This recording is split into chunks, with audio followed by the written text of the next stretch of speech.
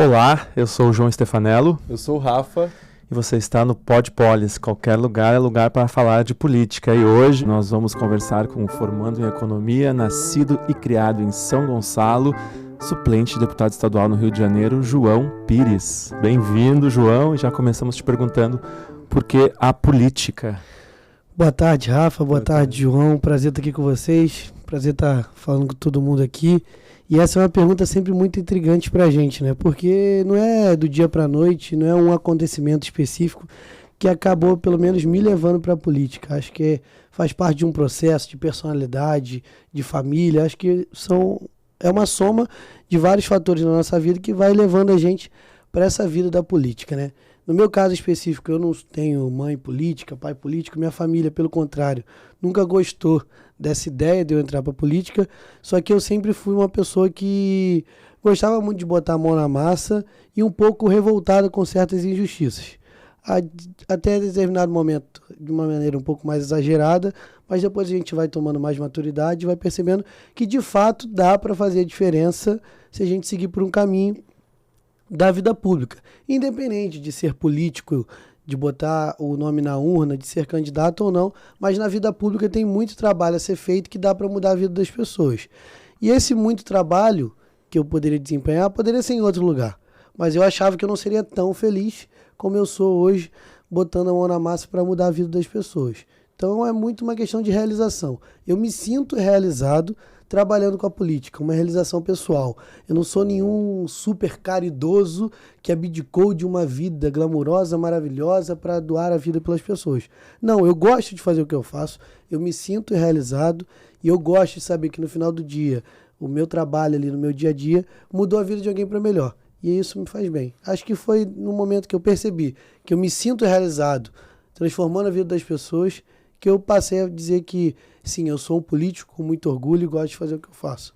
Boa, porque até você falou, né, a revolta, né, a gente tá na juventude, né, você é muito jovem ainda, né, então Exatamente. assim, a juventude às vezes tem essa revolta, esse desejo de fazer acontecer rápido, e nem sempre a política é um ambiente que a gente consegue fazer as coisas acontecerem rápido. Então, como é que você entendeu que, apesar disso, ou o processo sendo um pouco mais lento do que se espera, às vezes com bastante debate, que é importante o diálogo, né, a conversa, a construção, é possível mudar? Como é que você aí se entendeu? Não, eu vou seguir aqui, mesmo não sendo o tempo que eu achei que seria. Como é que você decidiu apostar mesmo assim na política? Não, com certeza. A política, de fato, principalmente quando a gente está vivendo numa democracia, as coisas, de fato, elas são mais lentas. Mas se a gente observar todo o processo histórico de construção do Estado moderno, de construção da política, de fato, as coisas que foram conquistadas dessa maneira, elas são muito mais sólidas do que aquelas que foram conquistadas repentinamente. E isso se dá por quê? Porque é através de um processo de fato de convencimento da sociedade de que aquele caminho é o melhor. Então, muitas das vezes, nós jovens, nós achamos que nós estamos certos de tudo, mesmo com ótimas intenções, mas talvez nós estamos errando na forma, errando na condução, e isso vai fazer com que a gente não consiga atingir aquele objetivo de fato. Então a gente tem diversos exemplos, mundo afora e no nosso país também, de uma construção democrática, de uma construção de conquistas. Você tem Primavera Árabe, você tem no Brasil a redemocratização, que ela faz provar para a gente que esse debate, essa mostra para a sociedade, esse convencimento que de fato é esse o caminho, e aí, claro, você está sempre constituído numa base de vários regimes morais, éticos, para fazer com que a gente chegue naquele modelo de sociedade que a gente acha que é o ideal, que a gente imagina que é o ideal. Não adianta eu querer achar que as minhas ideias mais jovens, que são talvez mais para frente, como se chamam por aí, mais progressistas, elas têm que ser implementadas do dia para a noite, porque ela de fato não vai ser boa nem para quem precisa dessas ideias, porque vai estar todo o resto da sociedade contrariado de que aquilo vai estar acontecendo e a gente não vai atingir de fato o direito acontecendo na prática. Ele pode estar até escrito numa lei, ele pode estar até num livro, num regime, mas no dia a dia das pessoas elas não vão estar convivendo com aquela ideia posta em prática. Então eu acho que eu entendi dentro da política que o tempo da política ele tem que ser respeitado para as coisas serem implementadas de fato e não somente no discurso. A gente tem aquela lei, a gente tem aquilo ali imposto, mas as pessoas não cumprem aquilo de fato. Por quê? Porque nós vivemos numa sociedade onde as pessoas são completamente diferentes e elas precisam ser convencidas de que aquilo é o melhor caminho. Então o convencimento ele é muito melhor do que a imposição. Eu acho que, se não me engano, é o Obama que ele fala que antes dele ter a caneta, ele queria ter a caneta para fazer tudo. E quando ele pegou na caneta, ele entendeu que ele precisava convencer as pessoas do que simplesmente dar uma canetada ali. Que para ele foi muito melhor, com a caneta na mão, fazer o trabalho de convencimento do que a ideia de que ele tinha antes, que com a caneta ele conseguiria resolver todos os problemas do mundo. Que não era assim, de fato, que ia acontecer. O engajar é sempre melhor do que impor, né? Assim, então já aproveitamos aí a deixa e falamos isso, assim, como engajar as pessoas nesse entendimento, né? De aceitar o tempo das coisas. E a gente vai falar muito de engajamento aqui também, porque é uma sequência de péssimos exemplos, né? Exemplos que desestimulam, às vezes, as pessoas a falar, não, eu vou acreditar mais uma vez, esse candidato é diferente. Então, para começar, assim, como engajar as pessoas, talvez, nessa compreensão do tempo das coisas na política, e também a gente vai já falando um pouco mais do engajamento, de entender o papel dos políticos, né? Porque muitas vezes as pessoas querem resolver os seus problemas, né? Então, ali, quero a minha rua asfaltada, que é tudo muito justo, né? Desejos nobres e, né, temos esse direito, mas às vezes a rua asfaltada, né, não vai ser aquela mudança de verdade, talvez, né, mais profunda e mais a longo prazo, que talvez te possibilite não precisar brigar por uma rua asfaltada. Então, é uma pergunta que não tem resposta, mas como você aí caminha nesse lugar? Não, legal. Vou começar assim, de trás para frente, que eu acho que vai conseguir entender bem. Quando a gente fala assim, na rua asfaltada não necessariamente vai resolver seu problema a longo prazo, a gente está falando do como essa rua asfaltada chega até você.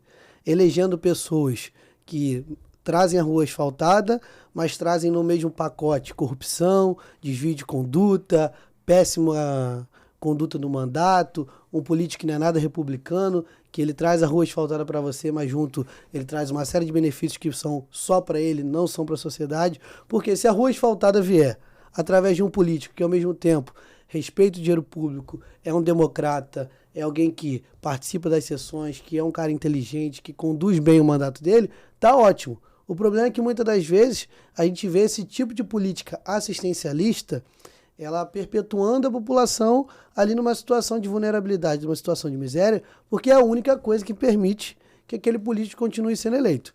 Porque assim, ninguém quer acordar da sua casa num dia de chuva e trabalhar e pisar na lama. Mas também isso não pode ser a desculpa para a pessoa se aproveitar da miséria daquela família, daquele cidadão, para poder fazer o que ele bem entender do mandato dele e utilizar aquilo para a mesma rua que está sendo asfaltada ser a empresa que ele indica, do amigo dele, que passa uma parte do dinheiro para ele. Não pode. Então a gente tem que entender o quê? As necessidades da população elas estão aí para serem atendidas. Só que a gente não pode utilizar da miséria do povo para benefício próprio. Esse que é o maior problema. Se o cara quiser asfaltar a rua, lá não tem problema nenhum. E aí a gente vem numa de como que a gente engaja as pessoas que estão tão desacreditadas e que estão com necessidades tão urgentes. É exatamente isso. Esse é um ponto ótimo, né? Porque às vezes a gente está falando de alguém que está passando fome. Exatamente. Né? Então, ganhar a cesta básica ali é justo, mas não resolve o problema da fome, né? Resolve momentaneamente. Assim. Exatamente. E muita gente tem esse interesse em manter esse lugar, né, da política de assistencialismo, né? Populismo, né? Um espaço que você domina os eleitores através da necessidade básica, né? Exatamente. É complicado a gente também julgar, às vezes, um lugar da fome, né? É profundo. Com certeza. Isso é bom a gente ter essa reflexão, porque no período eleitoral isso fica muito claro, né? A gente vê políticos distribuindo cesta básica, distribuindo brinquedo, distribuindo dinheiro. E assim, a gente fala, faz uma campanha muito intensa do não venda seu voto. Essa campanha ela é muito importante e ajuda muito nós políticos que somos políticos de renovação, jovens e que optamos traçar o caminho certo. Só que não adianta a gente condenar a pessoa como se ela fosse a pior pessoa do mundo, sendo que eu, com meu discurso bonito, com minhas práticas bonitas, com minha atitude correta, de fato, eu não estou resolvendo o problema dela, que é o problema dela estar passando fome. Do dia para a noite não sou eu que vou resolver o problema da fome dela. Naquele dia para a noite talvez seja o político corrupto que roubou durante os últimos 4 anos para, no período eleitoral, distribuir benesses por aí e ser eleito, que está resolvendo o problema dela. Isso quer dizer que ele é bom? Não. Pelo contrário, ele está se aproveitando da miséria daquela família para estar lá. Como que a gente engaja essas pessoas? Eu acho que é uma questão também de longo prazo. Não vai ser do dia para a noite que a gente vai resolver esse problema. E eu acho que a gente já evoluiu muito. Eu acho que é importante a gente perceber também os avanços que a gente teve no nosso país. Hoje, apesar da polarização ter vários dos seus problemas, a polarização trouxe um nível de atenção para a política muito maior do que ela tinha antes. A política antes de 2013, ali, 2012, ela tinha um nível de atenção menor por parte da população. Aí você vê a questão do engajamento maior das pessoas, mais por uma questão de medo, de revolta, do que de interesse nativo, né, que vem de dentro, vou me preocupar porque isso vai mudar a minha vida. Não, foi muito uma imposição do medo, né? Se você não acompanhar, se você não fizer isso, se você não denunciar, você vai ser tomado pelo comunismo, você vai ser tomado por isso, por aquilo outro. O que é horrível, porque você traz um medo para a política que não deveria estar. A política é o contrário disso, do medo. Então, eu acho que hoje o desafio de engajar para o bem a população é começar a trazer quais são os benefícios materiais da democracia. Porque a democracia ela tem o maior benefício de todos, que ele é imaterial. A democracia ela é difícil você defender a democracia pela via material. E não é só defender a democracia sobre ter voto, ter eleição, esse tipo de coisa. A democracia é com participação popular mesmo. Se eu participar dessa mobilização aqui, eu posso de fato reverter uma votação, eu posso de fato mudar o caminho de uma política pública, eu posso de fato melhorar a vida de um grupo que está sofrendo nesse momento. E eu vou dar um exemplo. Em 2021, teve uma operação que durou 48 horas em um final de semana numa comunidade em São Gonçalo, que é a comunidade de Salgueiro. E nesse momento era o final de semana do Enem. A operação começa no sábado de manhã e ela só termina na segunda-feira, na madrugada de domingo para segunda. E ninguém tinha se atentado, eu estava fora do país, ninguém tinha se atentado que nesse final de semana as crianças não puderam, esses jovens não puderam sair de casa para fazer a prova do Enem. Eram cerca de 500 jovens que faziam prova em locais próximos da comunidade de Salgueiro que não puderam fazer essa prova.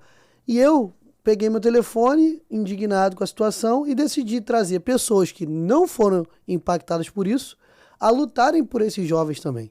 E todo mundo que assinou abaixo-assinado, compartilhou, comentou e se dispôs a lutar pela causa, estava ali exercendo seu papel como cidadão, seu dever como cidadão também, de lutar pela luta dos outros. Porque não, a democracia ela pode ser penosa muito mais para algumas pessoas e muito menos para outras. Todo mundo lutou junto ali, a gente conseguiu reverter e o INEP decidiu reaplicar a prova do Enem também para esses jovens, além dos outros que já teriam direito naturalmente. Então isso é um exemplo de engajamento, mas que ainda de fato é muito pouco. Por quê? Porque a nossa democracia é uma democracia muito jovem. As pessoas não estão acostumadas e estão muito magoadas. A nossa sociedade é uma sociedade muito desigual. Então ninguém acredita que tem que lutar um pelo outro. Porque ficou muito uma coisa, eu estou ferrado aqui, o outro está vivendo bem lá, eu não tenho que lutar por ninguém não, eu vou lutar por mim, ao meu, e acabou. Esse é um problema de sociedades que são tão desiguais. Em sociedades mais coesas, com menos desigualdade, você vê muito mais lutas em conjunto, de uma classe lutando pela outra, de uma categoria lutando pela outra, de um estrato social incomodado com a pobreza, com a miséria de outro estrato social. A nossa sociedade, infelizmente, ainda não tem esse tipo de conduta. E eu acho que isso tem muito a ver com a desigualdade que a gente tem e com a democracia jovem que a gente tem também. Com certeza. Eu tenho... Não, vou entrar nessa coisa do engajamento agora, falar um pouco do engajamento do eleitorado jovem. Nas redes sociais, primeiramente a gente sabe que você faz economia, que é um tema que é considerado complexo. Como engajar os jovens para um tema tão complexo nas redes sociais? Como é que você trabalha isso para falar de orçamento e outras questões do dia a dia da vida pública? Primeiro é um desafio de comunicação mesmo, né, cara? As coisas estão mudando. Antes, um político ele ia para a praça, conversava com as pessoas, subia no banquinho e era isso que fazia sentido, porque ele conseguia alcançar o máximo de pessoas ali, né? Ele não tinha outro canal para falar com o máximo de pessoas. Muita gente fala que houve uma grande transformação na forma de se comunicar. Eu acho que a maior transformação foram nos canais de comunicação, porque a gente faz muita coisa parecida com o que sempre foi feito, só que nos lugares diferentes. E claro, se adequando à forma que cada lugar é melhor, né? Então, se você pegar, por exemplo, um vídeo no YouTube, ele vai ser muito mais parecido do que uma aula numa sala de aula, numa palestra, do que um vídeo, por exemplo, no TikTok. Mas esse vídeo no TikTok, você pode lembrar muito bem que ele é muito parecido com o que os locutores de loja de venda faziam, que é trazer a atenção das pessoas num momento muito rápido, de 15 a 20, 30 segundos que a pessoa está passando na frente da loja dela. Mas ali a gente está falando que agora a gente tem o poder de falar para milhões de pessoas sem estar fisicamente perto dessas pessoas. Mas os artefatos de comunicação são muito parecidos. Então, como que eu prendo a atenção das pessoas para um tema que elas não têm tanta necessidade de ouvir? Trazendo alguma coisa que elas tenham necessidade. Então, como que eu vou falar de economia? Quando o preço da gasolina não para de subir e as pessoas estão com aquela dor dentro delas. Então, eu vou explicar por que a gasolina está subindo naquele momento. Por que a guerra na Ucrânia impacta no preço da gasolina no Brasil. Então, eu acho que não adianta a gente também querer falar o que a gente gosta. A gente tem que falar o que as pessoas estão naquele momento interessadas em ouvir, que são o que o pessoal chama de os temas quentes do momento ali, né? E a rede social, ela funciona assim. Não adianta você ter editorial, não adianta você ter linha de criação, você pode até ter ali o seu formatinho, mas se você não se adequar aos temas do momento para introduzir conhecimento das pessoas, não adianta, você vai passar batido, porque o algoritmo ele é cruel com você ali nesse momento. E você acha que seu bom humor, seu carisma, que eu andei pesquisando ali, você tem realmente essa pegada de brincar um pouco, te aproxima mais desse eleitorado? Você acha que é um bom mecanismo? Assim, Acho que sim, mas acho que assim, tem gente que gosta, tem gente que não gosta. Sim. Tem gente que prefere alguém que faz algo mais sério. Eu nunca tentei me modificar para ser político. Sim, eu tentei melhorar. Coisas que eu entendia que eu fazia que dava errado, eu parei de fazer. Mas assim, mudar a minha personalidade para me tornar um político de forma alguma. Até porque eu gosto muito. Eu sou muito feliz, eu me sinto um cara muito feliz, muito contente, muito realizado, então não tem por que eu ficar me modificando, me transformando num personagem para ser político. Eu acho que isso não tem necessidade, a gente precisa acabar com isso. Não adianta, esse cara de mentira é o cara do passado, as pessoas não querem mais isso e acham que é ruim pra caramba, você se torna uma pessoa infeliz. Imagina o cara passar a vida inteira sendo outra pessoa só porque ele é só porque ele se tornou político, e isso não vai influenciar em nada se ele é um bom político ou um mau político. Então, você só vai tornar aquele político infeliz e talvez ele não vai nem conseguir ter sucesso na carreira política dele pela infelicidade que ele está carregando com ele. Acho que não é só na política, não. Acho que isso serve para tudo, até. Para a vida, né? E esse equilíbrio também, como é que manter esse equilíbrio, esse entendimento, né? Chegar nesse entendimento, porque realmente existem figuras políticas ou figuras conhecidas, né, da nossa vida que passam uma vida inteira num personagem. Né, vivem aquilo ali para o público e no privado são exatamente o oposto. Então isso também faz parte da frustração, às vezes, porque a volta e meia essas figuras são descobertas, digamos assim, e acaba que fala, poxa, uma vida inteira acreditando nessa pessoa e ela é exatamente o oposto. Então como é que você trabalha o equilíbrio também, né, de ser a pessoa que você é, que acho que é o caminho realmente, né, com, né, gostem ou não é uma coisa do tipo, vão ter que me engolir, mas é uma coisa do tipo, sou quem eu sou, tô evoluindo, né, bem como você falou, eu faço coisas erradas, vou fazer coisas que eu não gostava muito, mudei, evoluí, repensei. Como você equilibra aí esse caminho, né, de ser de verdade, né, assim, sem ser sempre o cara que quer, né, ser o engraçado ou ser o que vai lacrar nas redes e falar de assuntos sérios que não sempre são os mais importantes, né, para quem quer ouvir ali, mas são muito, né, presentes na nossa vida. Então, o equilíbrio aí na vida, na carreira. Assim, eu tenho 24 anos, né, cara, assim, eu tô longe de ser a pessoa ideal para poder dizer como que cada um tem que viver a sua vida. Eu escolhi, assim, essa parte do equilíbrio ela é muito importante para o seguinte, as pessoas não têm que me ver como brincalhão, porque eu não tô ali para ser o palhaço, o humorista, e sem desmerecer, acho que eu consumo pra caramba esse tipo de conteúdo, inclusive.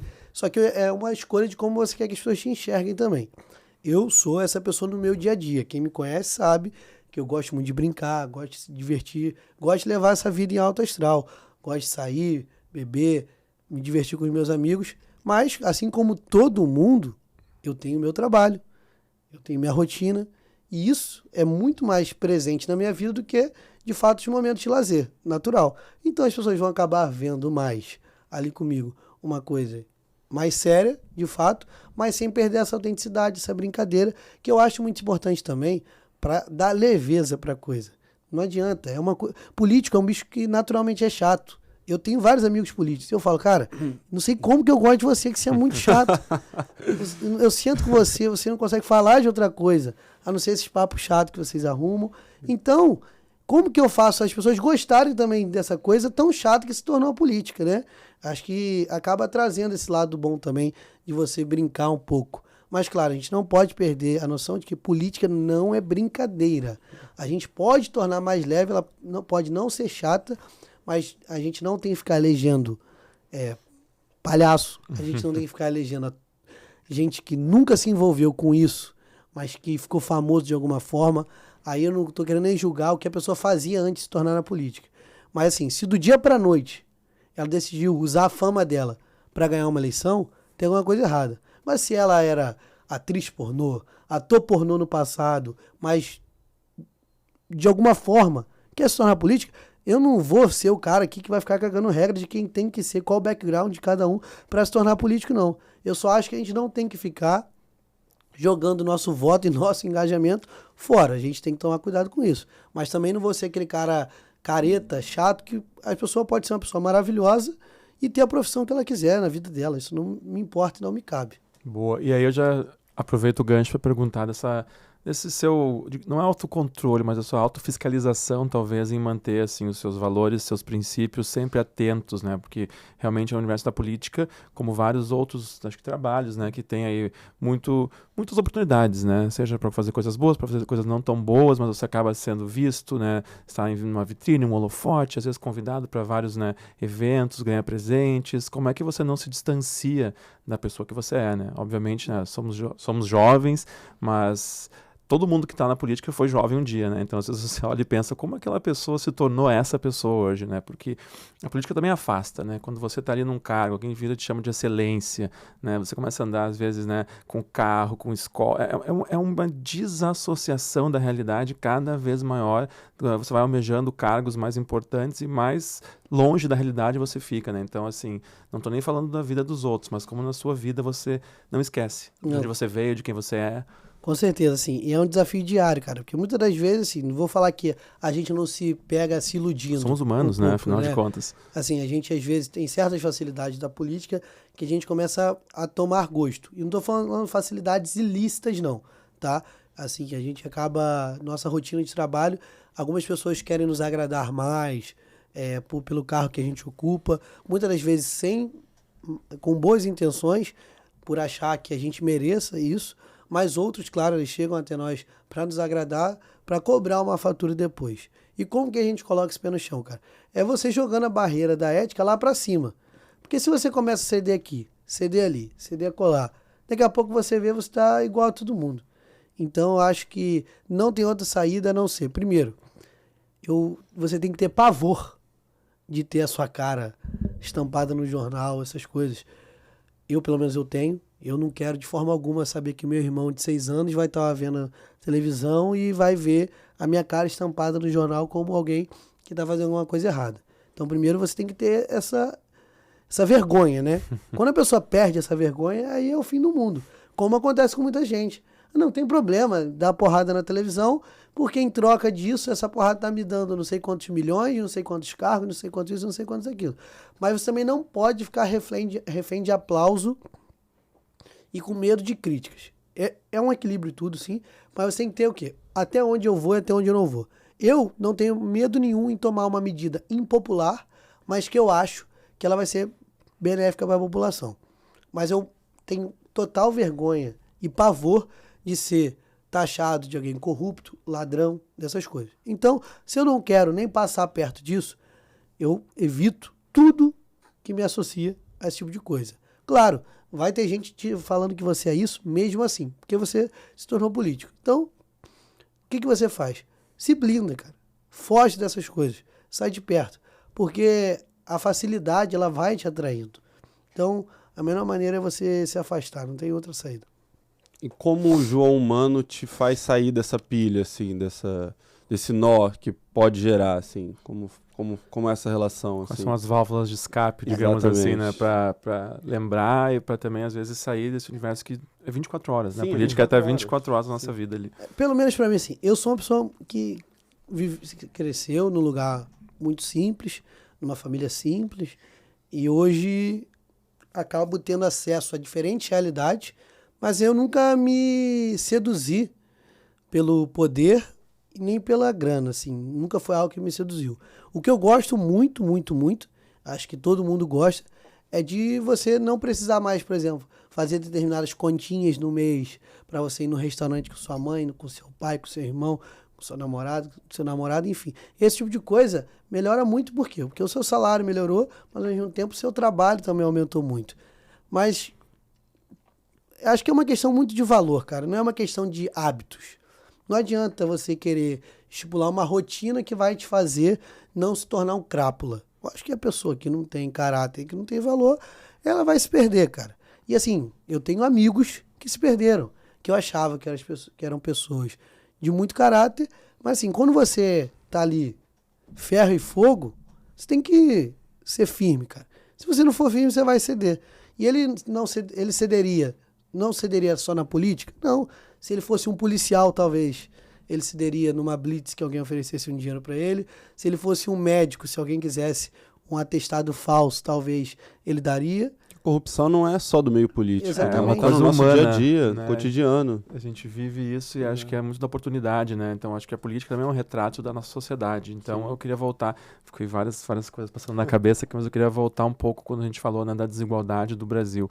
Só para entrar num aspecto, assim, da questão cultural, né, desse pensamento, né, de como não estou falando de quem está muito na necessidade, mas quem está no conforto, né? Às vezes pensa em como aumentar esse conforto e não olha para os outros estratos da sociedade, né? Falando da desigualdade, né, cultural que esse país vive, assim. Então, como a gente vai moldando talvez a nossa história para frente, para que a gente consiga olhar para o outro, né? Porque é muito falar e pouco fazer, assim. Então a gente fala muito de como a pessoa que passa fome vai pensar mais a longo prazo se tem que comer alguma coisa hoje e não tem, mas também a pessoa que está com a barriga cheia, com a mesa farta e olha da janela de casa e vê as pessoas passando fome na rua. Não é para ser sensacionalista aqui, mas é de fato um pensamento de sociedade, né? Que eu acho que a gente só muda como sociedade se a gente olhar minimamente para o outro, né? Assim, sair do nosso umbigo, né, que é difícil.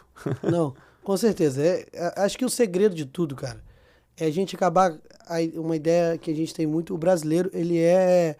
Essa ideia de que o brasileiro ele é solidário, ele pode até ser solidário em diversos momentos, mas o brasileiro ele não tem, em média, a percepção de que ele também faz parte do problema. As pessoas acham que privilégio sempre é o privilégio dos outros. Quando chega a vez dela, ela tem sempre uma justificativa para que aquilo aconteça a favor dela. Então, na hora que o juiz está lá para pedir um aumento para ele, não, mas é porque eu mereço, porque isso, porque aquilo outro. Mas, ao mesmo tempo, ele está apontando o dedo para a filha do militar que recebe pensão lá até os seus 20 e poucos anos, aponta dele e fala que aquilo é um absurdo. O absurdo é sempre dos outros. O dele nunca é um absurdo. Essa visão corporativista de sociedade que a gente vive, de que o meu vale e o do outro não vale. A régua ela tem que ser igual, as pessoas precisam entender isso. A pessoa que está lá, que ganha uma bolada por mês e que entende que ela, por ganhar muito, ela pode pagar uma escola para o filho dela, ela ainda vai lá e pede a dedução do imposto de renda.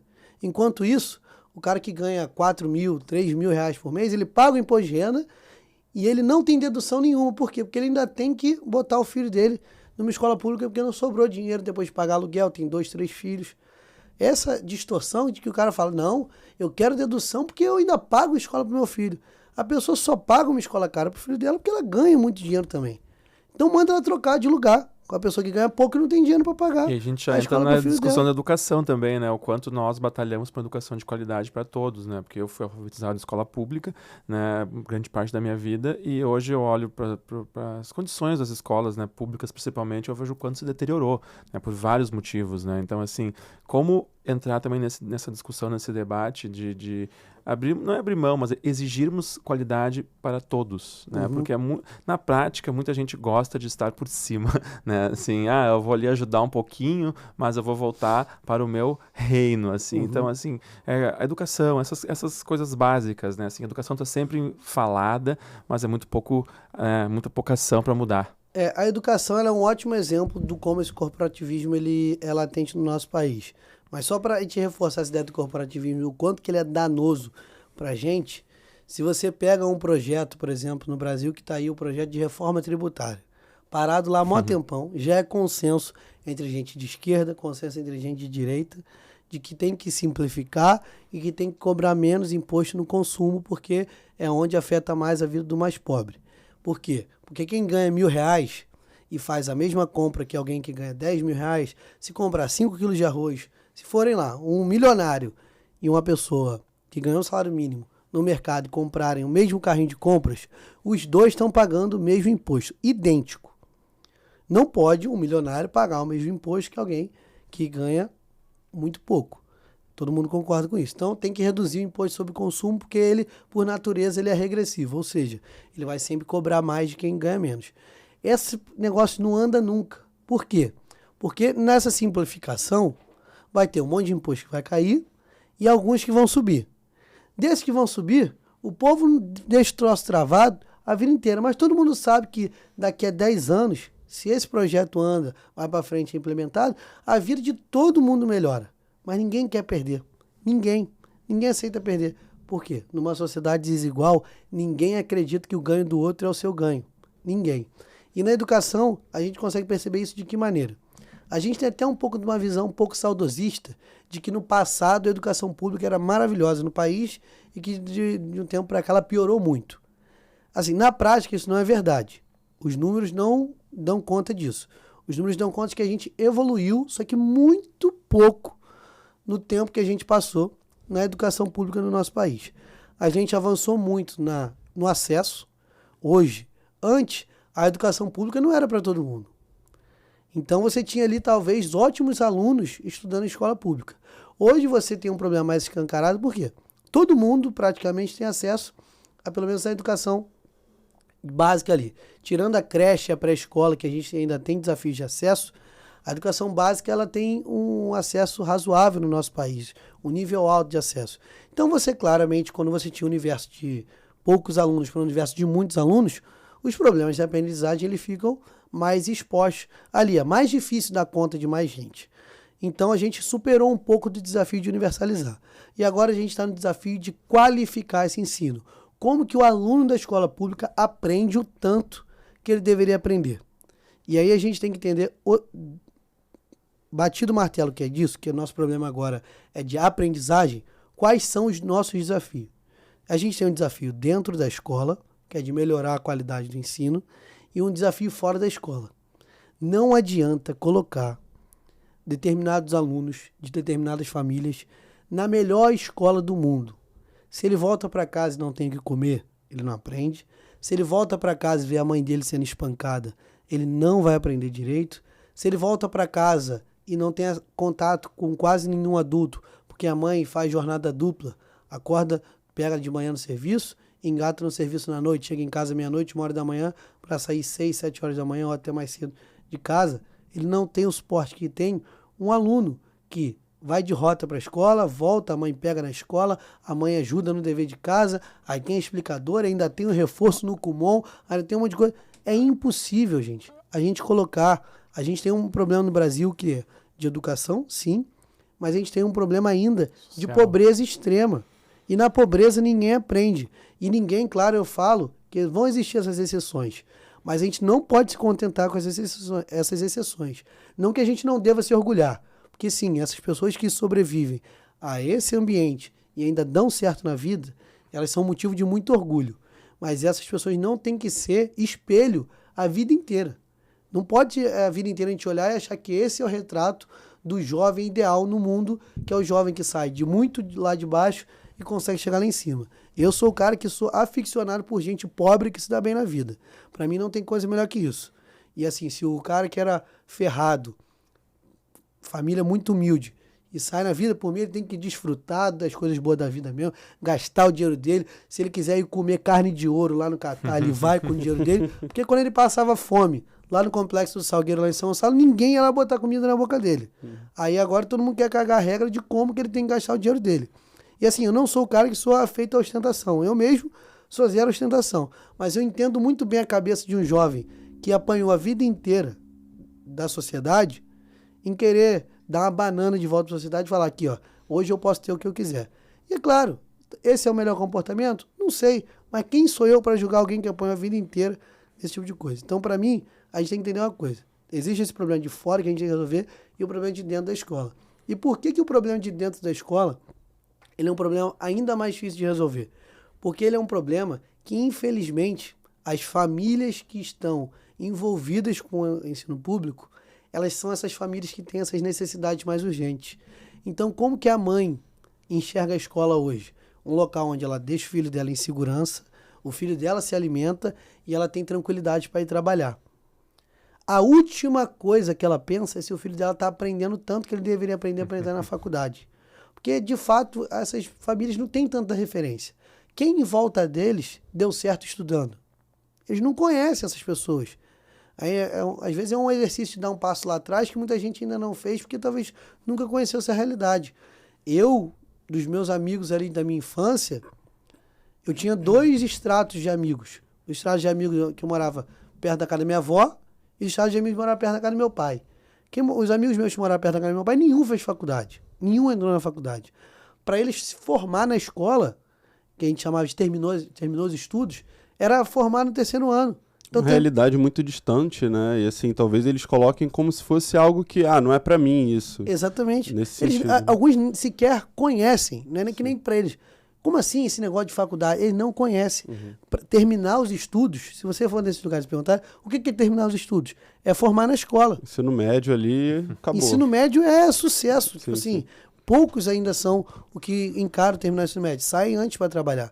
Então, como que a gente bota na cabeça dessas famílias que a escola tem que ensinar muito bem, que a escola tem que cobrar, que a gente tem que ter um nível de cobrança, que às vezes reprovar não é sinônimo de boa educação. O cara reprovou. Essa escola é boa. Se o aluno não estuda, ele não passa. Mas tá bom, por que a escola não ensinou o aluno para ele passar então? Porque se ele não passou Porque também... reprovação quer dizer alguma coisa, Quer né? dizer Quer alguma dizer coisa. que Ele não tá aprendeu. aprendendo. Ele não aprendeu só por culpa dele. Sim. Vai ser assim então, a gente vai botar toda a culpa no aluno. A gente tem professor, coordenador pedagógico, diretor, família, todo mundo para ajudar o aluno a aprender. Aí a culpa é só do aluno que não aprendeu. Acho que a gente tem que mudar essa mentalidade por completo. E isso eu acho que vai demorar muito ainda para a gente atingir esse nível por conta de todos os outros problemas mais urgentes que a gente tem. Mas eu não tenho dúvida nenhuma que o caminho é qualificando dentro da sala de aula. Não pode a escola do bacana passar por cima da escola do mais pobre. Mesmo assim, eu ainda acho que quem é rico vai estar sempre na vantagem. Por quê? Porque o filho do rico vai, no final de semana, no teatro, assistir a peça do fulano de tal para saber as histórias do balé russo. A gente, no final de semana, lá era jogar taco no máximo.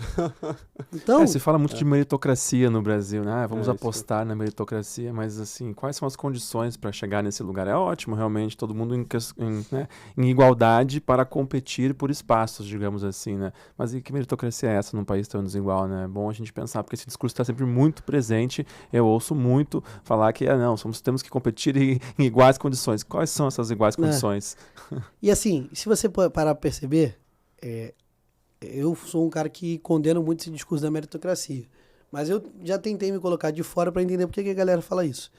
Aí você vê, tem de fato uma galera que não tem noção nenhuma da realidade que fala isso.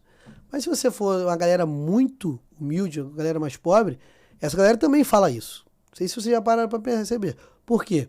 Porque você tem um discurso, principalmente quem passou muita dificuldade na vida, cara, a pessoa fica tão calejada que ela olha para alguém que não consegue e ela quer falar, meu irmão, você consegue sim. Bora, cara, vai. Só que ela não entendeu como que ela fala isso.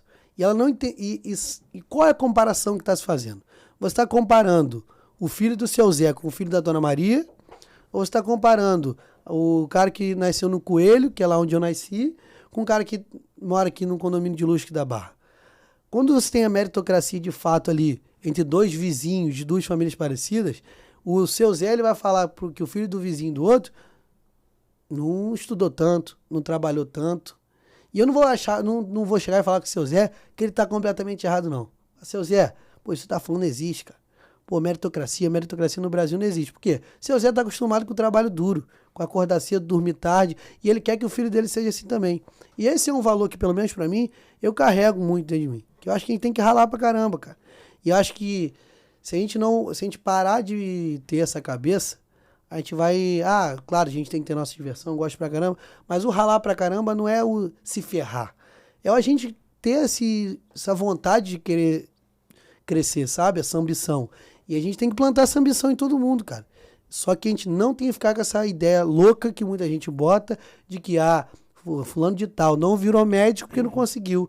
Mas o meu filho aqui, que o motorista levava para a escola, que estudou na escola americana, que com 16 anos sabia 5 línguas, ele estudou muito e conseguiu, cara, não tô achando ruim, não. Parabéns pro seu filho, cara. Mas deixa o outro menino quieto em paz. Não fica comparando e falando que o outro não conseguiu. O esforço existiu, né? Mas, o esforço mas existiu. A comparação é sempre... E ele virou, o outro virou enfermeiro porque não quis virar. Não, cara, deixa. Vamos aplaudir o sucesso. Mesmo que para você seja um sucesso menor, vamos entender o quanto a pessoa lutou para alcançar aquilo ali, aquela vitória dela. Vamos aplaudir, cara. Vamos apoiar. Vamos fazer. Agora você conseguiu isso? Não para, não. Vamos dar mais um salto. Vamos dar outro. Vamos dar outro. Para mim, a meritocracia ela tem que ser interna. Você e você. Você dá seu melhor dentro das condições que você tem. Essa lógica louca de meritocracia, de comparar um com o outro, de que só não consegue quem não quer, essa é a maior loucura. E é o maior discurso, e geralmente quem repete essa coisa de que só não consegue quem não quer, essa turma que teve de tudo na vida. Porque o discurso meritocrático da galera mais pobre não é o só não consegue quem não quer. Você só vai conseguir se você quiser, se você correr atrás. É uma outra lógica de meritocracia, completamente diferente, que a gente tem até que explicar para essas pessoas, porque elas acabam indo nesse discurso de quem é bem sucedido. Porque elas veem, eu sou pobre, o cara é rico. Se o cara tá falando isso, ele tá certo. E aí ela confunde o que ela acha de meritocracia com o que ele acha de meritocracia. A gente precisa explicar essa diferença dessa coisa meritocrática, até para aliviar um pouco a pressão na cabeça dessa turma, para essa turma se sentir menos frustrada. Porque, o cara saiu do nada para alguma coisa, já é uma vitória danada. Mas ele acha que ele é a pior pessoa do mundo. Há casos e casos, né? Essa coisa da comparação, assim, é sempre muito, né, muito intensa nos dias de hoje, né? Então, falando um pouco do eu e do nós e do eles, né? Assim, como é que você sai um pouco do seu eu, às vezes, né? E é muito difícil esse dia a dia de sair, de esquecer da nossa vida e olhar, escutar outras pessoas, assim. Isso não só na política. Política é porque é o espaço que resolve ou que define a nossa vida, né, de todo mundo. Mas aí é uma questão humana mesmo. Sair um pouco do nosso eu e conseguir, de fato, ouvir outras pessoas. Né? Escutar uma opinião e balançar isso para um lado positivo ou negativo, mas, de fato, né, olhar, conseguir sair desse lugar que é isso, assim, comparar, invejar, sabe, assim, se espelhar ou falar, poxa, tem muitas questões que envolvem aí. E na política a gente vê muito isso, né? Chegam num palanque e falam de tudo que eu fiz. Exatamente. Eu acho que é inerente, é um problema humano, né? Que acho que extrapola a política e que é um exercício diário, cara. Não vou falar que eu, em determinados momentos da minha vida, não pensei assim, em determinados momentos, hoje eu não penso assim. É só uma questão da gente colocar pra gente o que a gente quer, né? E aí a gente começa a se pegar errando, né? Quando a gente começa a se pegar errando, a gente vai evoluindo. Eu lembro na época da faculdade, tinha uma galera que ganhava bolsa em faculdade particular e ia estudar na faculdade particular. E aí eu estudava pra caramba, minha mãe cobrava muito de mim para eu estudar na faculdade pública. E aí muita gente, eu vi alguns amigos meio que passaram junto comigo para a universidade pública, zombando da galera que, não passou para pública, mas conseguiu uma bolsa legal numa universidade de qualidade um pouco inferior, mas para aquilo ali, para a família dela, cara, era a maior vitória do mundo. Então por que eu, o que eu ganho falando para aquela pessoa que aquilo não é uma vitória? Eu não ganho nada. Foi quando eu comecei não foi nem que eu comecei a perceber sozinho. Pessoas comentando sobre esse tipo de conduta me fizeram refletir. Cara, o que eu tenho a ver com a vitória dos outros? Se pra você tá sendo uma baita de uma vitória, cara, vamos comemorar junto. E depois, se um dia eu tiver que te dar um toque de que você pode mais, eu te dou esse toque de que você pode mais. Uma coisa não exclui a outra. Essa lógica de que, vamos botar pressão pro cara querer. Chega num momento, cara, que essa pressão é totalmente negativa. Você bota pressão, o cara fala, não consigo, vou voltar. E a gente não tá lidando, não é todo mundo que é atleta, que na base da pressão o cara vai se estimular. Cada um responde de um jeito. Então acho que a gente tem que pensar isso na política também. Na política ninguém faz nada sozinho. Então se você não divide os louros também, você tá ferrado, você não vai andar para lugar nenhum. Entendeu? Muita gente fala, eu sou o único certo na política. E você tem orgulho disso? Isso é uma merda pro seu país, cara. Por que você não está cultivando outras lideranças? Por que você não está apoiando outras pessoas boas? Porque elas existem. Mas é muito mole para você dizer que todo mundo é errado e você é o certo, porque você vai ser sempre o único, o bonitinho, o legal, que todo mundo vai ter orgulho de votar. E ninguém mais presta, quando isso não é verdade. Então acho que isso serve para tudo, para a política também. E eu quero cada vez mais ser menos esse cara que fica muito focado no eu. Quando alguém vem e comenta de uma vitória, eu falo, eu também. E eu também. Cara, às vezes a gente se perde e acaba fazendo isso. Mas tomara que a gente faça cada vez menos e a gente saiba curtir o momento de felicidade do outro, sabe? Pro outro também poder, o dia que a gente tiver, curtir o nosso momento de felicidade, curtir com a gente também. É um bom caminho, assim, até para escolher também a equipe, né? Como é que você faz essa seleção de pessoas para estar do seu lado? Assim, são amigos, né, de uma vida, são profissionais que eu faço ali uma entrevista. Como é que você escolhe as pessoas para estar do seu lado, para não virar realmente só um monte de puxa-saco, né? Porque biscoito todo mundo gosta ali de aplauso, de falar que mandou bem, mas né, você lida bem. Como é que você escolhe essas pessoas para estar numa campanha, né, num trabalho? E se você lida bem aí quando essas pessoas que você escolheu ali, que você confia, te apontam ali umas coisas que não são tão legais às vezes. Não, sim, isso é muito bom. Eu nunca tive grandes equipes, assim, eu sempre preferi trabalhar com poucas pessoas multitarefas, porque acho que era mais fácil de lidar dentro das nossas dificuldades. Além de sempre trabalhou na escassez, né, na política, pelo menos até hoje. A gente nunca teve grandes estruturas para conseguir abraçar muita gente. Espero que um dia eu consiga, tá? Eu não sou daqueles com o discurso de que a gente tem que comer o pão que o diabo amassou para ganhar uma eleição, porque lá fora tá todo mundo com o rabo cheio de dinheiro jogando na rua e conseguindo ganhar a eleição de forma ilícita. Então, se a gente conseguir uma boa estrutura de forma lícita, ótimo, a gente vai estar competindo melhor. Porque lá fora o que eles querem, que a gente tenha sempre pouco, que aí vai ser sempre mais difícil a gente ganhar e mais fácil deles ganhar. Então, que a gente consiga competir, atingir um nível bom de competitividade. Mas aí eu sempre tento escolher, cara, pessoas que vão me provocar. Sim, me provocar a ser melhor, me provocar a ter melhores ideias, que vão me apontar rápido um erro meu. Porque a pior coisa para um político é se rodear de puxa-saco. Porque ele vai afundar e vai estar todo mundo batendo palma. Por quê? E muitas das vezes é culpa do próprio político, que quando tem alguém na equipe que aponta o erro dele, ele não gosta. Ele se sente ferido, magoado, né? Porque ele acha que ele é o ser inatingível, porque botou o nome na urna. De forma alguma. Eu gosto sempre de estar ali exposto a críticas mesmo. Eu até falo isso para os meus eleitores. Eu não quero ter uma seita de eleitores que batem palma para tudo que eu faço e que agridem todo mundo que não gosta de mim. Se uma pessoa não gosta de mim, cara, deixa ela viver a vida dela em paz. Não quero que ninguém vá lá encher o saco dela. Mas quanto mais a gente fortalece essa nossa teia para que as pessoas possam nos cobrar, melhor para o político e melhor para a sociedade também. Porque quanto menos eu errar também, mais eu vou acertar para a vida dos outros. Hoje, as minhas decisões elas me afetam muito menos do que ela afeta a vida das pessoas. Um erro ele vai ser muito menos prejudicial para mim do que para a vida das pessoas. E o meu maior medo é poder um dia estar andando na rua e não ter ali, a tranquilidade que eu dei o meu melhor. Então, a tranquilidade que eu vou dar o meu melhor é saber que quando eu estiver errando, vai ter gente me alertando para isso. Que sejam meus eleitores, que sejam minha equipe. Então, eu não quero que meu eleitor seja aquela pessoa que bata a cabeça para tudo para mim, dá tapinha nas costas, tá tudo lindo. Não, sejam críticos. Vejam o que eu estou falando e tenham a liberdade de falar. E é uma coisa que a gente conseguiu criar na nossa comunidade, na nossa rede ali. As pessoas sempre comentam, sempre mandam mensagem, respondem nossas coisas e não deixam de votar em mim porque um dia discordou de um ponto meu. Porque sabem que o que vale é o pacote, é o todo. É um bom caminho, né? Um bom caminho. Pois é. A gente estava falando sobre privilégios, né? Você falou dos meninos que começaram na periferia e cresceram, evoluíram e tudo mais. Como é fazer campanha no Rio de Janeiro? A gente olha para a realidade do Rio de Janeiro e a gente vê muitos filhos de ex-governador, filha de ex-prefeito e tudo mais. Como fazer campanha tendo pais humildes, uma realidade? Você vem de São Gonçalo, né? E como é fazer campanha e como é você na estrutura partidária não tendo talvez esse laço familiar que te leve assim para frente, vamos dizer assim. Como é esse desafio? Cara, quando retrato brasileiro isso, né? Assim, não só do Rio de Janeiro, mas brasileiro. Extrapola aí o...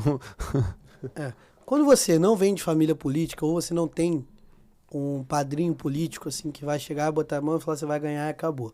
É muito mais difícil. É como você começar a correr uma corrida de 100 metros, todo mundo já tá lá na linha de chegada ali, e você vai ter que dar aquele tiro que você vai passar todo mundo. Basicamente, a gente tem que trabalhar muito mais e a gente tem que ser muito mais convicto das nossas crenças, assim. O que eu tô querendo dizer com isso? Quando eu vou pra rua, eu não faço campanha nos lugares mais ricos. Por quê? Primeiro, porque é uma questão de opção minha. Eu quero trabalhar para as pessoas mais humildes. E para isso eu tenho que ser eleito pela vontade delas, para eu conseguir continuar representando a vontade delas. Senão eu vou ter um eleitorado que não é o eleitorado que vai estar feliz com a minha atuação. Não estou dizendo que as pessoas com melhores condições financeiras não devam ter seus representantes. É totalmente legítimo. Só que eu quero exercer um mandato com base numa agenda. Então essa agenda vai ter que estar conjugada com essas pessoas. E qual é o diferencial de quem tem família política, de quem tem lastro político? As pessoas elas têm mais armas para alcançar essas pessoas. Então o filho de um prefeito vai inaugurar a obra com o pai, vai andar com o pai, vai ter um monte de empregado que o pai tem, um monte de gente que o pai emprega na prefeitura, na administração pública, mas não necessariamente ele é mais capaz do que eu, pelo contrário. Então eu vou para a rua falar para as pessoas que eu sou capaz, independente de quem é meu pai e de quem é minha mãe, e de que eu conheço muito melhor a realidade delas do que esse fulano de tal, que é filho do prefeito, que é daquilo outro.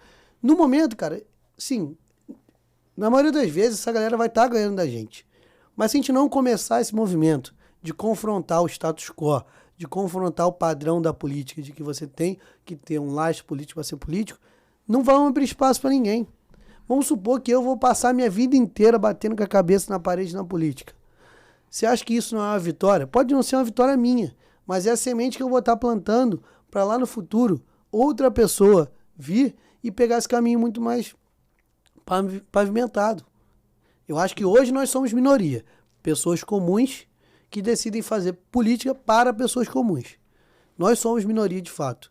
Mas eu acho que um dia a gente vai ser maioria sim. Eu acho que a gente vai conseguir convencer as pessoas de que elas têm que votar em quem elas preferem, em quem elas acreditam que sejam mais capazes e vão representá-las melhor. Eu acho que esse momento vai chegar. Não vai, o momento que você vai trocar a miséria das pessoas por voto, ele vai passar. Eu acredito nisso. Eu acho que o mundo vai chegar no momento que as pessoas vão ver melhor. Eu sou um otimista. Eu acho que a gente já melhorou muito. A vida da minha família era muito pior no passado. Acho que a gente avançou. Estabilização da inflação, redução da inflação, combate à pobreza. Pioramos um pouco nos últimos anos no movimento que foi pior no Brasil, mas que foi ruim para o mundo inteiro também. Eu acho que a gente tende a inverter essa curva. A gente vai melhorar como sociedade, como um todo, e se Deus quiser, a gente vai conseguir com que pessoas como eu passem deixem de ser minoria na política e passem a ser a regra da política, porque é a regra da sociedade também. E você acha que a rede social faz você se conectar mais com essas pessoas comuns, assim? Com você certeza. Acha que essa mudança... Sem dúvida alguma. A rede social é muito mais democrática como veículo de comunicação do que os veículos que antecederam a rede social, a existência, né?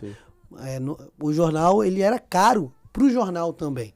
Não estou achando ruim o jornal cobrar por um anúncio, por um artigo, porque ele tem seus custos ali para se manter, seus funcionários e tudo mais, e cumpre um outro papel de informar que é muito importante. Mas a rede social hoje, ela se financia de outras formas. Ela monetiza de outras formas a plataforma. Então ela precisa cobrar menos para você produzir conteúdo. Isso não quer dizer que quem tenha mais dinheiro não tenha vantagem também nas redes sociais, porque tem. Porque você tem hoje anúncio, toda essa plataforma, né, de propaganda na internet que custa grana. E quem tem mais acaba conseguindo alcançar mais pessoas. Mas permite que um jovem super criativo ganhe muito mais de um cara que só tem dinheiro.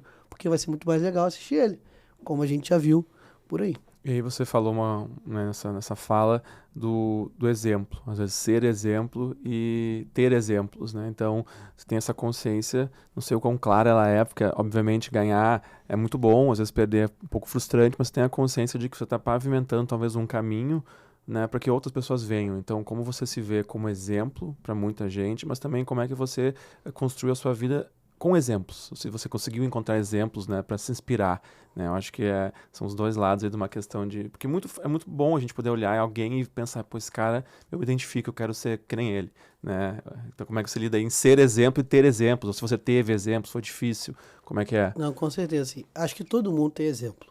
Acho que quem fala que não tem é uma loucura, assim. A gente tem exemplo, claro que vai ser um pouquinho diferente da gente.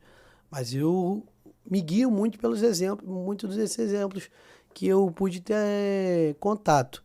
E eu busco cada vez mais ter mais exemplos. Né? Até interrompendo um pouquinho, só porque às vezes na política a gente vê uma figura muito presente, né? Uma figura masculina, né? Uma imagem clássica, assim. A gente teve uma convidada que falou aqui que ela foi eleita vereadora numa cidade que fazia 70 anos que não tinha uma vereadora mulher. Então, assim, como ter exemplos na política, né? Assim, na vida, mas na política, né? Saindo desse lugar que a gente sempre imagina para a política. Não, eu tenho, assim, uma história para mim que é muito claro quanto o exemplo fez diferença na minha vida, né? Em 2018, eu não acreditava muito na política ali. Achava que aquilo era uma coisa muito louca, muito distante da gente. E eu conheci o Ferreirinha, que estava voltando dos Estados Unidos, estudou, formou em Harvard e decidiu ser candidato a deputado estadual. E como eu falava que ninguém prestava e via alguém com um currículo desse, falei, tá bom, não vou ser aquele cara cri-cri que só encrenca. Quando aparecer uma oportunidade de ajudar alguém bom, eu vou vir aqui e vou ajudar o Ferreirinha e me voluntariei para a campanha dele. Fui voluntário, distribuí a santinha em panfleto como voluntário da maneira que eu podia. E aí ele ganhou a eleição, surpreendendo muita gente, acho que até mesmo a ele, assim, claro que ele tinha noção de que ele poderia ganhar, mas assim, ganhar de fato foi aquela surpresinha final, aquele restinho da surpresa, né? E surpreendeu mais ainda com as atitudes depois de eleito. E ali dá uma sensação de esperança de que, pô, de fato, existe espaço pra gente boa na política. E aí o Ferreirinha depois, logo em seguida, me convidou para trabalhar com ele, no mandato dele. E trabalhando com ele, eu percebi que, pô, o Ferreirinha conseguiu e a gente precisa de mais gente. Foi quando eu decidi me candidatar pela primeira vez, em 2020. Assim, tem 2 anos que eu tô na política, de fato, com o meu nome, né? Apesar de já ter conseguido esse ganho de visibilidade muito forte, mas são só 2 anos. Então, o exemplo do Ferreirinha ter disputado essa eleição de maneira correta, limpa, ter ganho, fez com que eu acreditasse que eu pudesse também. Foi quando eu consegui ser o 6º mais votado na minha cidade, ser o jovem mais votado da história da cidade, algo que nunca tinha acontecido, uma candidatura dessa ter conseguido tamanho sucesso em tão pouco tempo na cidade. E eu tenho certeza que isso acabou motivando outras pessoas na cidade a entender que existe esse caminho, que existe esse eleitor lá em São Gonçalo que vota nesse tipo de gente. Gente humilde, comum e que corre atrás para mudar a vida das pessoas. O exemplo me arrastou e aí depois você vai tendo uma série de outros exemplos no seu dia a dia. Também tem o exemplo de que eu preciso, né, quando eu tiver essas oportunidades, inspirar outras pessoas, que foi o que o Ferreirinha fez, mas que outras pessoas também fazem muito bem. Dá o exemplo do prefeito aqui da cidade do Rio de Janeiro, o Eduardo Paes. Você pega o cara, tá lá há anos na política, mais de 30 anos de vida pública, mas ele aposta em pessoas novas para estar ali do lado dele, porque ele sabe que são pessoas que vão trazer novas ideias que talvez ele não está vivendo e não está bebendo dessa fonte. E juntos eles vão conjugar ali experiência com juventude, com vontade de fazer, e vai dar certo. E ele vai fazer alguém que era só o Eduardo Paes se transformar em várias outras lideranças ali. Então acho que são vários exemplos, não só esses dois, mas no dia a dia a gente vai tendo exemplos que vão moldando o nosso caráter e o nosso jeito de fazer. E você como exemplo para as pessoas, você tem essa consciência, você já se vê nesse lugar? Porque assim, hoje também, né, a comunicação mais democrática, a gente pode influenciar 10 pessoas, 1000 pessoas, que é uma quantidade grande de pessoas, que não é os milhões talvez de brasileiros, mas é um número que se espelha, né? Então, acho que não sei se você tem essa consciência, você para pensar às vezes nisso, se você acha que é uma responsabilidade, como lidar aí com, né, com ser exemplo, né, ou ser referência para algumas pessoas. Assim, é porque é fogo, porque a gente parece um pouco de prepotência, né? Achar que a gente é exemplo, né? Cheio de defeito. Mas assim, claro que eu recebo mensagens maravilhosas de pessoas dizendo, pô, cara, eu me inspiro em você para aqui na minha cidade tentar fazer isso. Eu moro no interior do Pernambuco, como já chegou gente falando para mim, pô, aqui na minha cidade eu me inspiro muito no seu jeito de levar a política, de fazer política e quero fazer igual aqui para ver se eu consigo mudar a vida das pessoas aqui na minha volta. Eu recebo esse tipo de mensagem, mas assim, confesso que eu não trago esse peso para mim. Eu tento ser exemplo dando o meu melhor. Eu acho que eu dando o meu melhor, sendo a melhor versão de mim, eu vou impactar, influenciar pessoas a serem melhores também. Mas eu não quero ser a pessoa que... o modelo ideal de político. Eu acho que eu inspire pessoas a começar e serem melhores que eu. Acho que não tenho essa ambição e acho que nem devo ser eu. Talvez eu nem seja a melhor versão de político no país, assim. As pessoas têm que se inspirar. Existem pessoas que eu me inspiro, que fazem um trabalho fantástico também. Acho que por esse E a caminho. simplicidade, né, da coisa também, assim, porque quando a gente vai pra política, às vezes a gente pensa, quero mudar o mundo, tá justo, né? Acho que todo mundo quer um mundo melhor, assim, mas às vezes exemplos simples, né, no dia a dia, né, como uma mensagem, né, um grupo de conversa, alguma coisa que também ajuda muito, né? Então, como é que você tem essa simplicidade nas suas atitudes para não ficar também sempre naquele desejo gigantesco de fazer o projeto, de mudar a vida de uma cidade, de um país, mas também uma simplicidade, assim, como é que você lida com essas, né, essas questões no seu trabalho, assim, político, digamos assim, porque mudar a vida de uma pessoa é muito importante também, né, assim, de uma maneira simples, você sentar e conversar, você muda ali um destino, né. Cara, esse é sempre uma coisa difícil, sabia, de conciliar. Talvez a coisa que hoje eu enfrento mais dificuldade de conciliar, porque você gasta seu tempo mudando a vida, ajudando as pessoas. E como que você usa melhor o seu tempo para você impactar o máximo de pessoas possível? Mas, ao mesmo tempo que você não bata tanta cabeça na parede a ponto de Não sair do perder lugar, tempo e não ajudar ninguém. Cara, eu acho que a melhor forma é você não perder sua ambição, mas ao mesmo tempo ser acessível, cara. É você continuar atendendo as pessoas, continuar falando com as pessoas. Claro que o político também não é aquele cara sem problemas, perfeito. Eu, passo por muitos problemas. E assim, não tô querendo dizer que eu tenho uma vida difícil. É problema no sentido, cara, tem dias que eu não tô legal, que eu quero estar mais na minha, que eu quero estar mais... Tem momentos, principalmente momentos de maiores frustrações, que a gente não consegue realizar coisas nossas, que a gente acaba tendo esse peso de carregar a necessidade de estar em contato com as pessoas, de estar botando nossa cara, com a nossa necessidade pessoal de estar um pouco mais recluso. Então as pessoas não entendem isso muito bem, elas não têm necessidade de entender, tá? Porque a gente não escolheu, a gente não foi obrigado a entrar nessa vida. É uma escolha, é bom sempre deixar escolha claro nossa. isso. Só que a gente também não pode, a gente tem que saber perder, sabe? Nesses momentos, cara. Se eu não cuidar de mim, eu não vou conseguir cuidar de ninguém. Então eu tento sempre ser a pessoa mais acessível do mundo. A gente tem que tomar muito cuidado para não se colocar num pedestal de que tem que passar por fulano para falar comigo. Cara, até hoje sou eu que mexo nas minhas redes sociais, sou eu que mexo no meu WhatsApp, ninguém responde por mim, porque foi uma escolha que eu fiz que eu acho que as pessoas gostam de falar comigo. Eu posso demorar muito mais para responder assim, não consigo falar com tanto de gente que eu deveria, beleza. O dia que eu me tornar talvez uma pessoa mais institucional, que eu preciso resolver problemas e não ser acessível, preciso resolver mais problemas e não ser acessível, talvez eu tenha que ter mais braços. Mas hoje eu me enxergo na necessidade de estar em contato com as pessoas. E aí vai ser uma ligação que a pessoa vai me fazer e vai me pedir uma informação. Onde eu consigo me vacinar? Cara, eu resolvi. Ponto. Parece pouco, mas é muito para quem não sabe o que tem que fazer, entendeu? Então, acho que é isso. A melhor forma é você ser acessível, cara. Que você vai estar em contato com o problema das pessoas e vai estar mais disposto a resolver. Eu já resolvi desde reaplicação de prova do Enem, que é uma coisa que você atinge o governo federal, a ensinar as pessoas a contestarem conta de luz abusiva. Porque a minha conta de luz chegou abusiva, eu botei uma vez na internet isso, começou a pipocar um monte de reclamação, eu falei, cara, se tem um monte de gente passando por isso, eu vou fazer a mesma coisa que eu fiz, eu vou contar para elas o que eu fiz. Eu vi, e acompanhei essa história. E foi uma das coisas que mais viralizaram na minha rede. Isso é um bom gancho, na verdade, para perguntar assim do entendimento do papel do político, às vezes, né? Que as pessoas esperam muita coisa e é justo, porque estamos aí num país cheio de necessidades, mas às vezes quão claro é o papel do político, né? Assim, você é um líder, né? Você coloca como líder uma liderança política, mas às vezes você está como vereador, como deputado, né? Prefeito. Então, como você vê esse entendimento ou falta de entendimento das pessoas com o papel do político. A gente volta um pouco pro início da conversa, né? De onde é que eu vou me vacinar? Preciso de um remédio, já vai te ligar. Claro que é legal ajudar, né? Mas também entender o espaço ali de quem procurar, qual secretaria, qual cargo, o que o vereador vai fazer por você. O vereador não vai ficar falando de Brasília o tempo todo, né? Porque se ele estiver fazendo isso, ele não está trabalhando. Exatamente. Né? Então, assim, como é que você vê assim, essa falta de esclarecimento, às vezes, também, né? De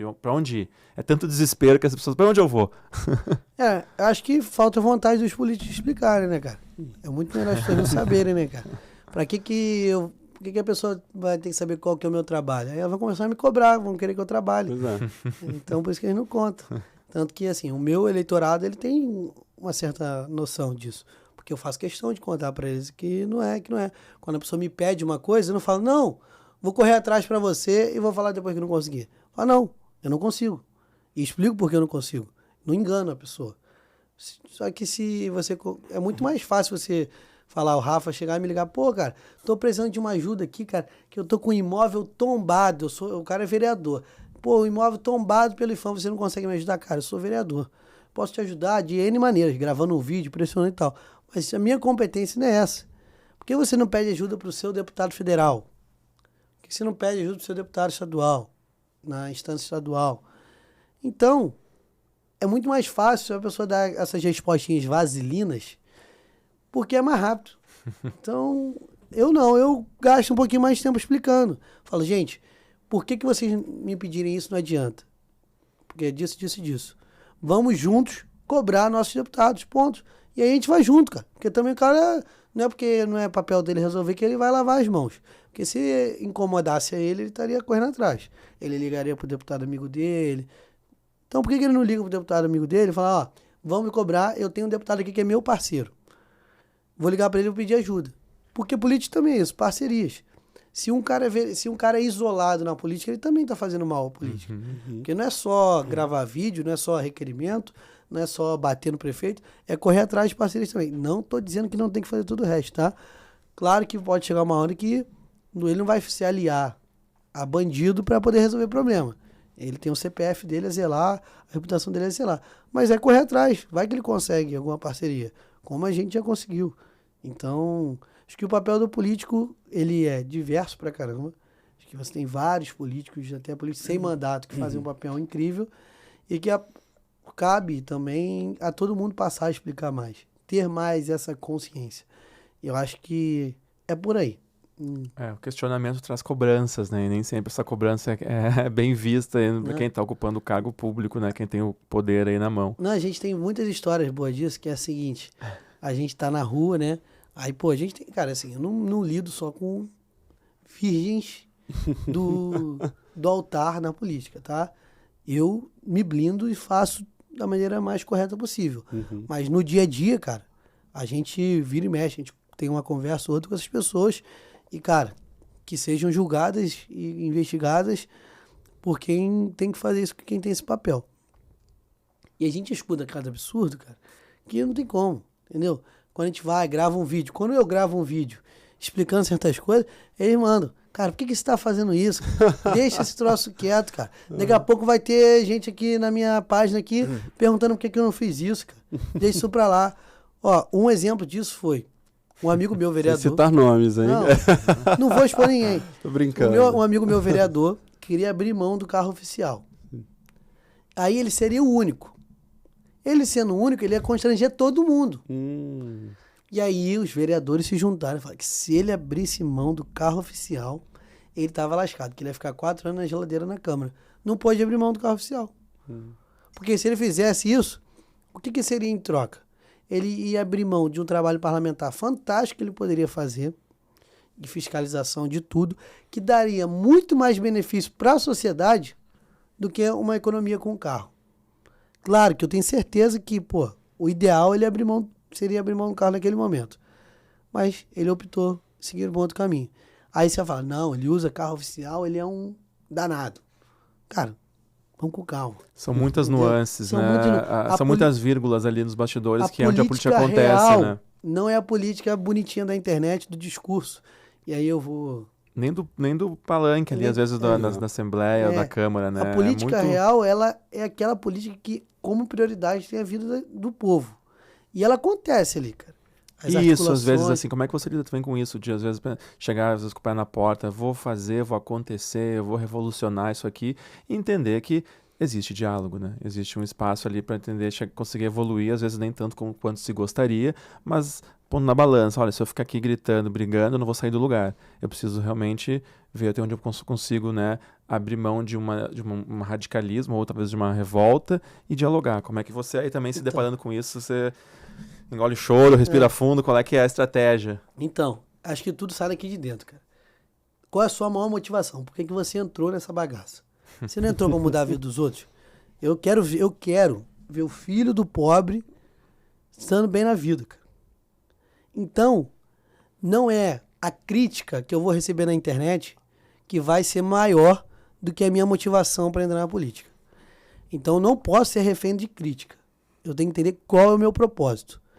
Eu tenho que ter mais vontade de mudar a vida das pessoas do que vontade de ser taxado como lindo, bonito e cheiroso na internet.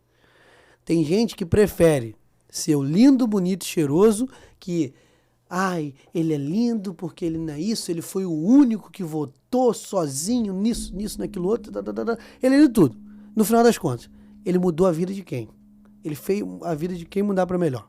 Claro, cara. Essas pessoas lá têm certos papéis importantes, esticam a corda para um lado e tal, é muito bom, mas eu prefiro muito mais ser o cara que converso, que sento, que troco ideia, que saio de um ideal para um quase ideal, porque eu tive que ceder para um ou outro, e ceder no sentido seguinte, tô lá, eu sou um cara progressista, não sou um cara que conservador nos costumes, nessas coisas, mas tem gente lá que é, e representam uma grande parcela da sociedade.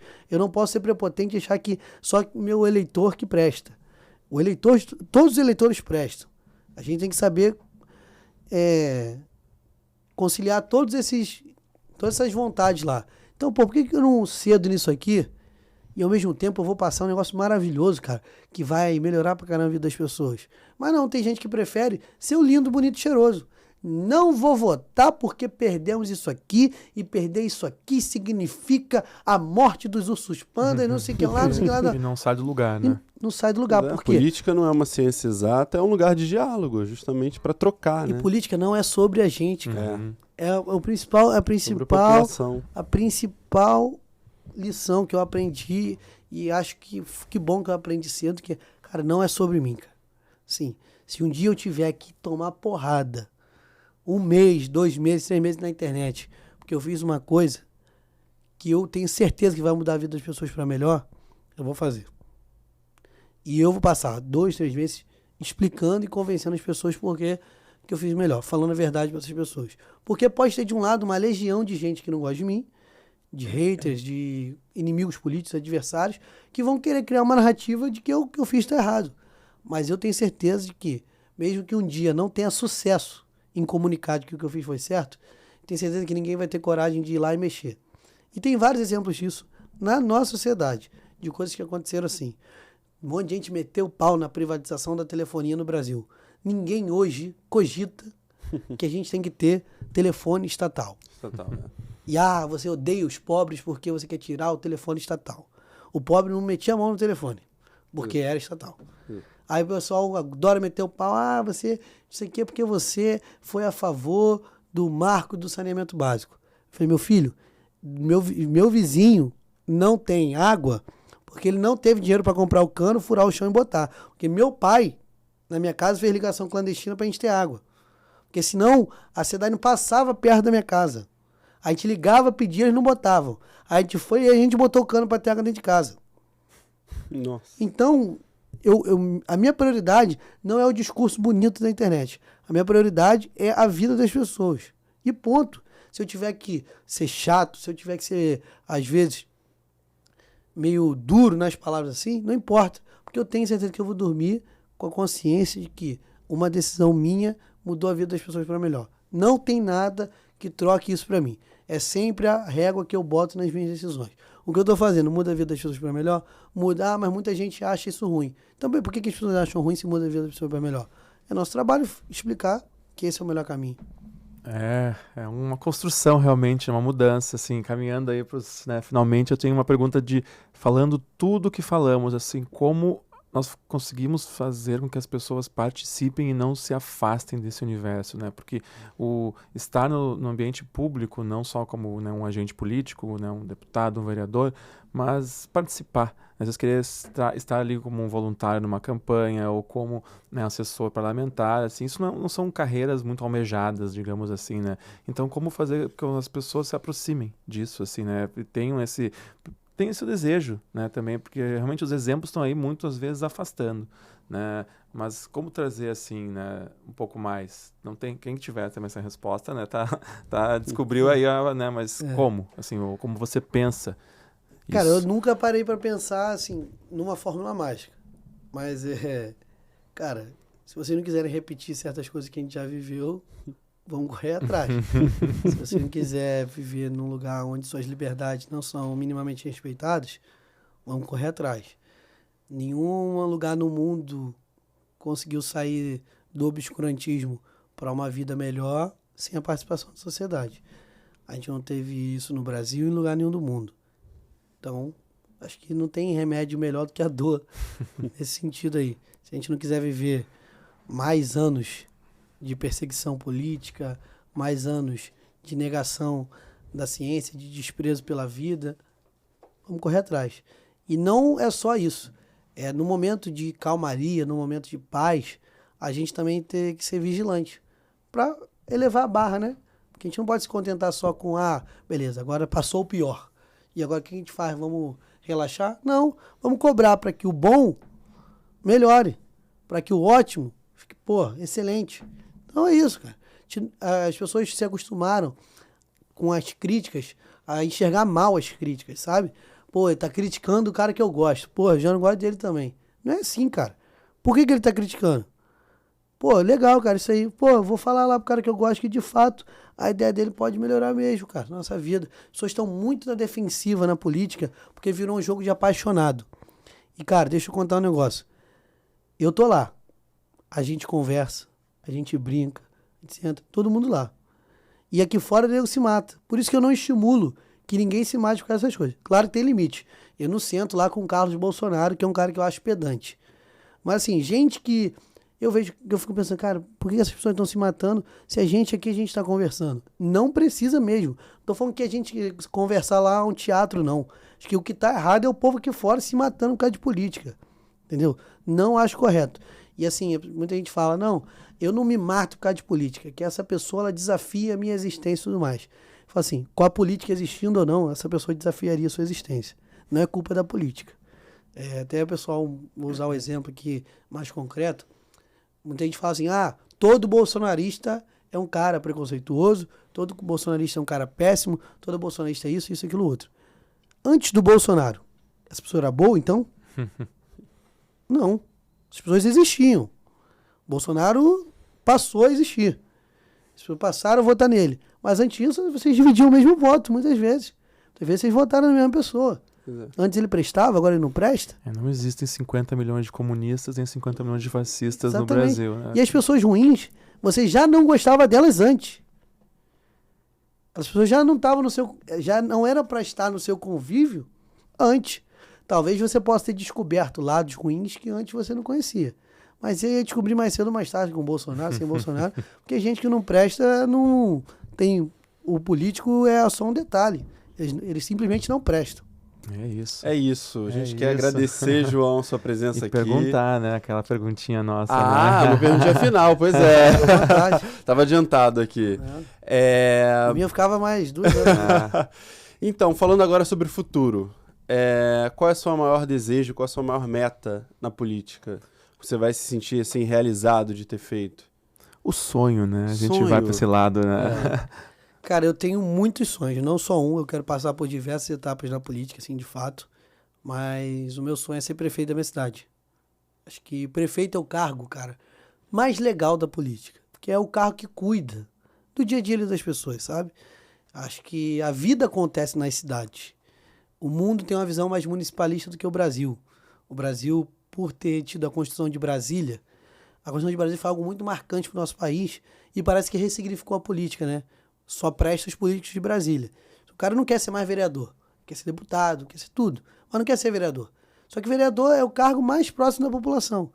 O cara não quer ser prefeito, o cara quer ser governador, presidente, senador, deputado federal, mas o cara não quer ser prefeito. Ah, porque é muito pepino para resolver, o povo fica muito no pé.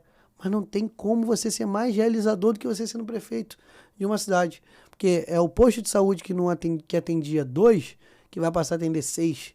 Pô, que 4 pessoas que não eram atendidas antes vão ser atendidas. Que você vai andar na rua, você vai falar, pô, aquele buraco ali tá legal não. Ele vai ligar e vai falar ao seu secretário e falar, ó, não pode a nossa cidade estar descuidada assim.